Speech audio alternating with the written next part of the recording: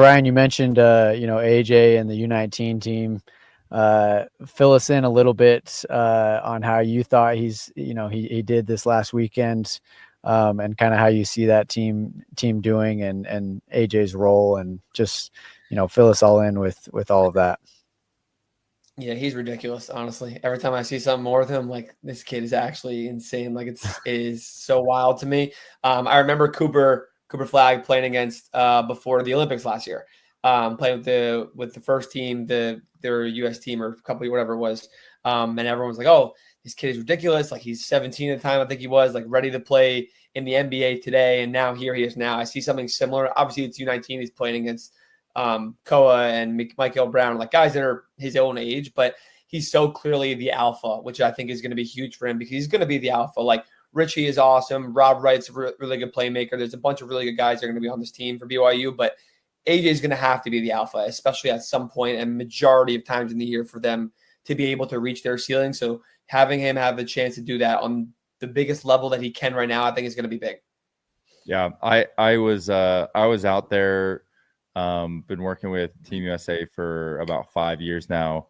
So I was part of the selection committee, which is a great story because it was, man, the staff going to Switzerland is Shrewsbury from Notre Dame, McCaslin from Texas Tech, head coach, obviously, Tommy Lloyd and some of his guys from Arizona. And then court coaches were Nate Oates, Mark Pope, Damon Stoudemire, and Hubert Davis. And then the selection, it just like cracks me up. The selection committee is head coach from Yale, head coach from TCU, head coach from Boise State, head coach from Pitt, and then Eric Mika. It was like everyone's looking around like, who is this guy? I'm in the back of the room. Every time I piped up, it's like, talk about imposter syndrome, bro. Like, I'm in the back, and these are like, who is this guy? But it was a lot of fun. I love everything that USA does and everything that they stand for. So I was just part of getting it from 31 to 18, which is, a near impossible task. I've told everyone in the last 48 hours or 24 hours, whatever, that it's, to me, there was kind of a class of its own in AJ, Koa Pete, and Mikel Brown. Like, those guys just looked above and beyond. Like, you look at them, and you're like, holy cow, these are men among boys. And then even within that group, AJ was head and shoulders above those guys, which is, crazy, right? Like the last 2 minutes, of this scrimmage that nobody really cares about. AJ's got the #1 ranking. I think ESPN put out an awesome blurb that summarized it really well, which was, he's got nothing to prove. He's a #1 player, probably #1 draft pick, all the NIL money in the world. These scrimmages don't really matter because it's still a group of 31. He's made the team already.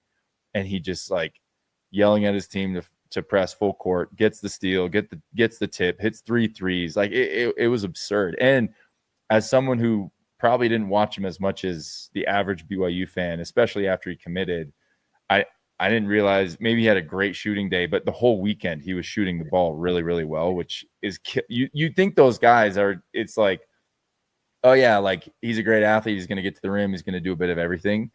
But where he might nudge Cooper is the shooting. If he's shooting as consistently as he was over the weekend, it's like, it's unbelievable. One of the coaches on the committee, like, one play into scrimmage, looked at me, was like, he kind of looks like LeBron, like a lot looks like LeBron. Like, it's crazy. Like, he blocked a shot, he rebounded, he pushed in transition, he dished. The next play, he stole it and dunked it. Like, it's just crazy. It's crazy. Yeah, he's what, literally, I told you, like, every time I see him do anything, I'm like, this guy is so, like, physically and talent wise matured beyond his age, and like, he is absolutely ridiculous. I just had a conversation with someone about Cooper Flag is like doing videos and stuff, but we're talking about how the level of prospect that Cooper is compared to past college players, especially Zion and AD, all these guys. I'm like, I'm taking Cooper over a lot of these guys. And then off camera, we're talking about it. And I was like, we're going to do this again next year. And we're going to go back even further, like whatever it was. Like, he really is that ridiculous. He's so well put together. And like, the intensity is something that I don't want to compare just to Cooper Flag the entire time, but it's the same kind of thing when you have a guy that's so big and so commanding, but they have that intellectual piece and they're like just locked in all the time. Like, it's a LeBron factor. We'll call it a LeBron factor. And not to beat a dead horse, but what I also see about LeBron having, such an incredible career, or any of these like greats, right? TJ's more of an MJ guy. That's a conversation for another time. But any of these guys, they just have like their emotional intelligence and awareness, and you said it, just basketball IQ is off the charts, right? And that was another thing, kind of being so close to him, and then those other guys that I kind of listed, and honestly, everyone that makes that team. I think it's like they put up some of the numbers in our first meeting, and it's like 68% of the guys that make this team will be drafted. And it's like 80% of those will be first round. And it's like 50% of those are top 10.